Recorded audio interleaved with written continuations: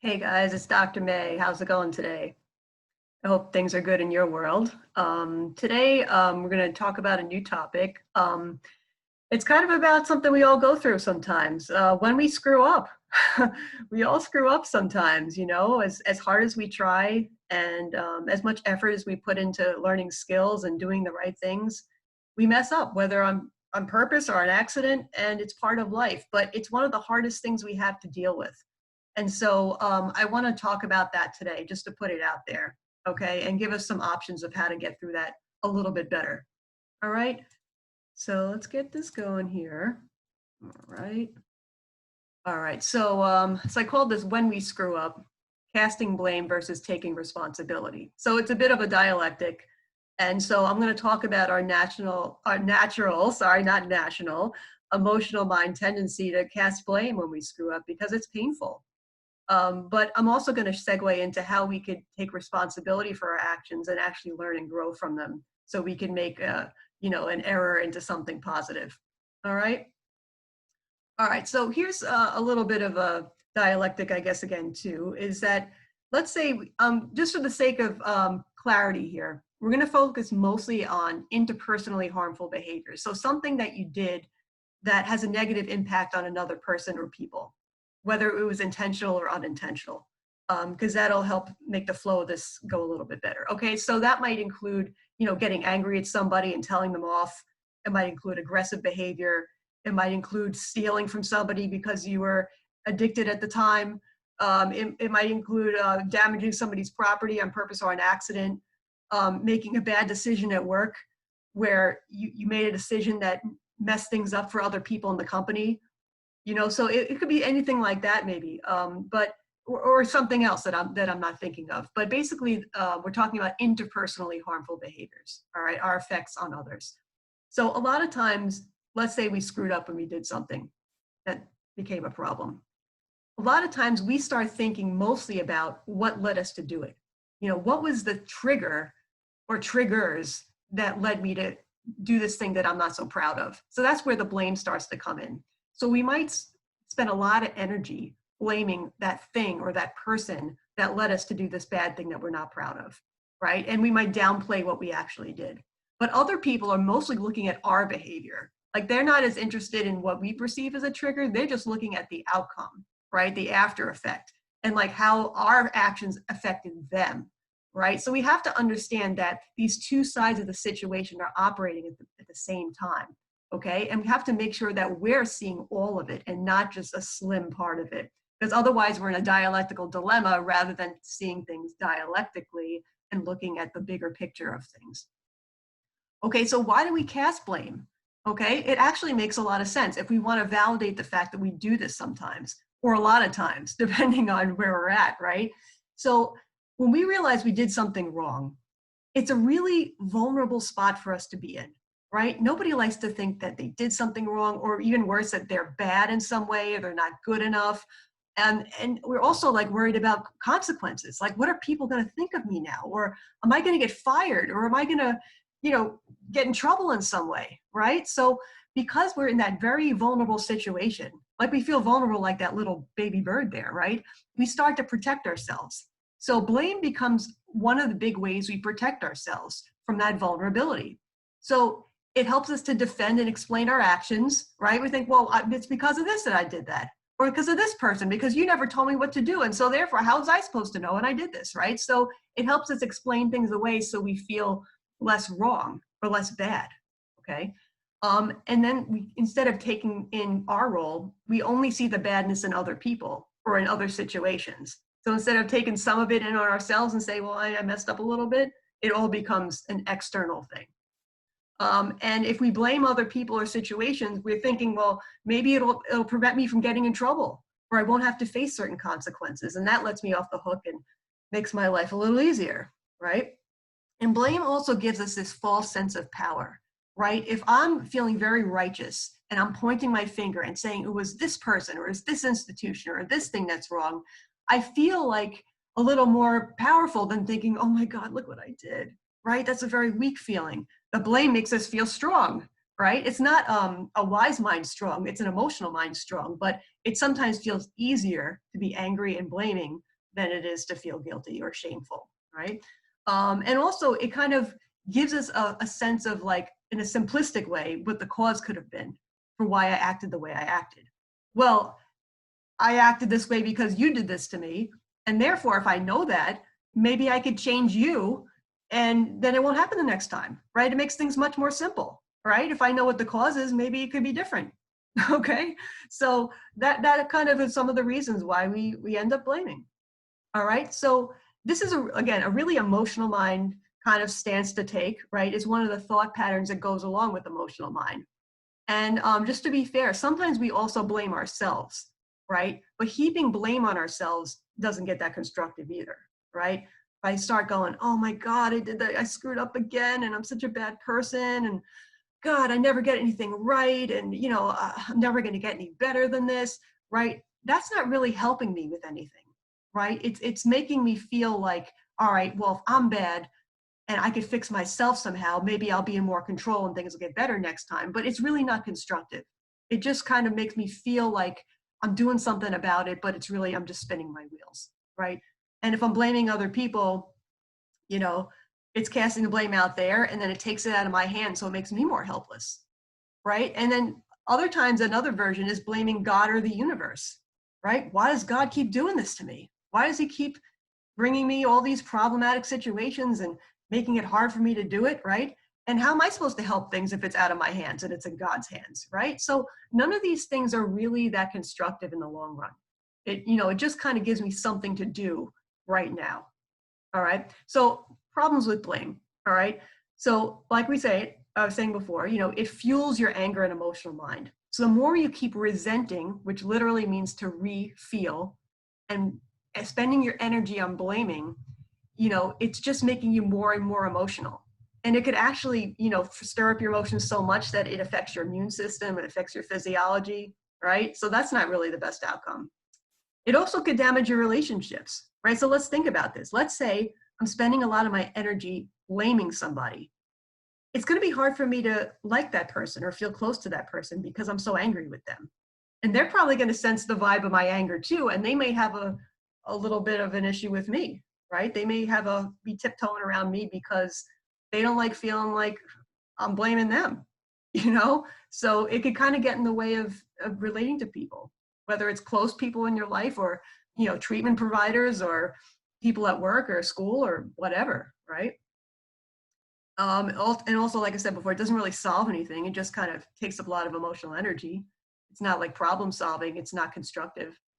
And we're also, if you think about it, neglecting ourselves in the process, right? So instead of really learning from it and looking at ourselves and figuring out, well, how did this happen? Or, what could I do better next time?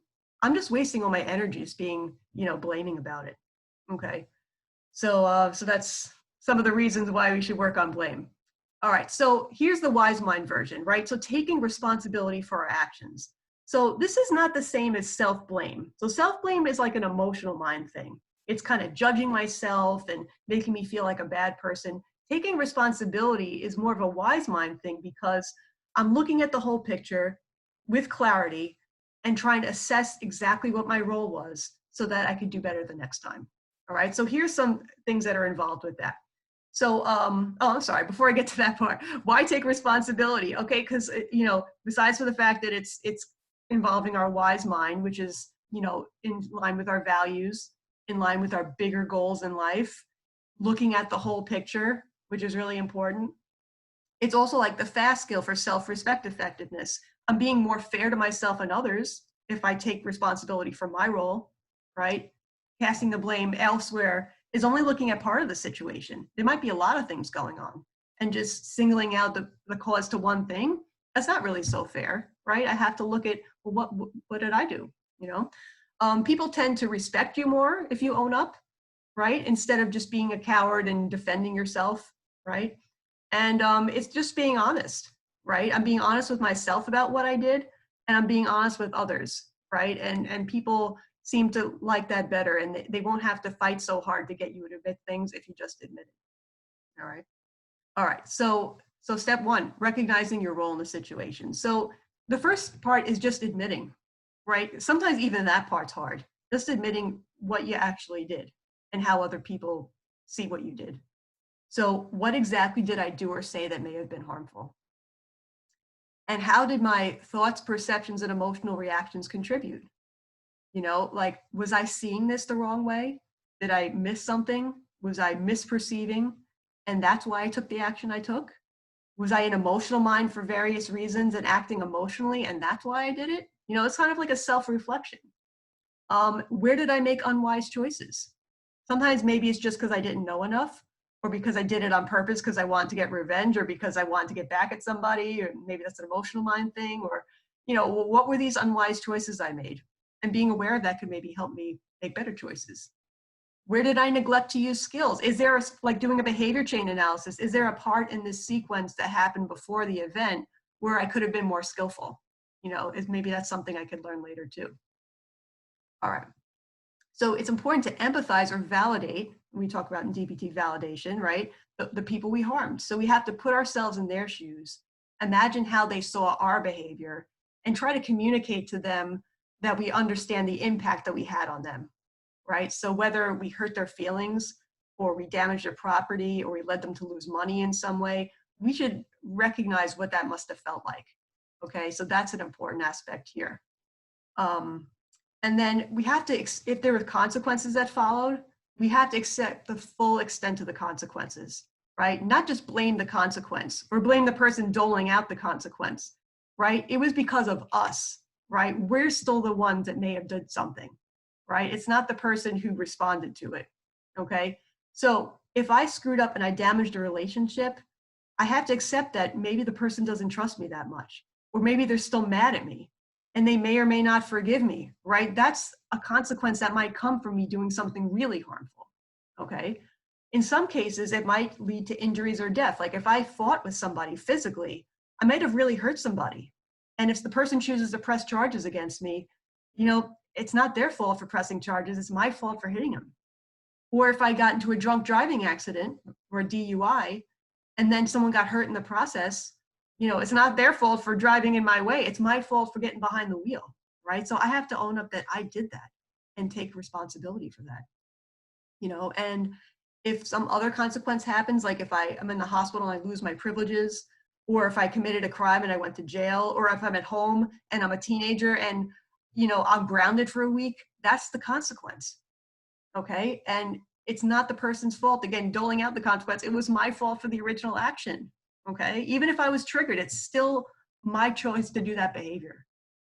And also at times it might lead to some financial loss, depending, you know, like if you screwed up something at work, it was a business deal gone wrong, you know, that might have happened, you know, or if you made a bad business decision at home or a bad investment, the consequence happened, right? So we have to accept that. And it's painful, but it's necessary. And we have to allow ourselves to feel remorse, okay? So trying to block out the feelings by doing more impulsive behaviors is not the way to go, right? It's painful to own up, but it's pain that's part of life and it's a necessary part of this growth process, right? So it's natural to feel remorse if you did something wrong. It's a justified emotion, like we talk about in the emotion regulation module, right? So experiencing the feeling fully and then allowing other people to see that we're remorseful goes a long way, right? If we look like we don't care, we're not even sorry, it's not going to help the other person heal if we harm them. Sometimes it's important for them to see our remorse, okay? And of course, apologize. If you actually did something wrong and your guilt is justified, because you often feel guilty if you do something wrong, that's what guilt is all about, then saying I'm sorry is an important step in the healing. And I'm sorry is a full sentence. It shouldn't be, I'm sorry, but you did this to me. Or I'm sorry, but if you only did da-da-da, then I wouldn't have done that. Okay, that's not an acceptable apology. The I'm sorry is just for your role. Okay, the other person still might have had a role in the situation, but this isn't the time to add on blame to your apology. Okay, so you also could add onto it a repair. Okay, so what can I do to make it right? So this is about making amends, as I might say in 12 steps. So what's an appropriate way to make it up to the person? If it's something concrete, like you damaged their property, you might have to actually replace or pay them for that. If you damage a relationship because you hurt the person, you might have to demonstrate trustworthiness to show that you're going to be more respectful and do that consistently. If you relapsed on drugs or alcohol and you created harm from that, you might have to demonstrate for a while that you're working on your sobriety before you're trusted again. And you can't blame other people for not trusting you. It was on you, right? And you have to understand that people might take a while to get over whatever you did if it was a bad thing. And you can't control other people's reactions. You could only control what you put into it. So doing your best to make up for it is a great step.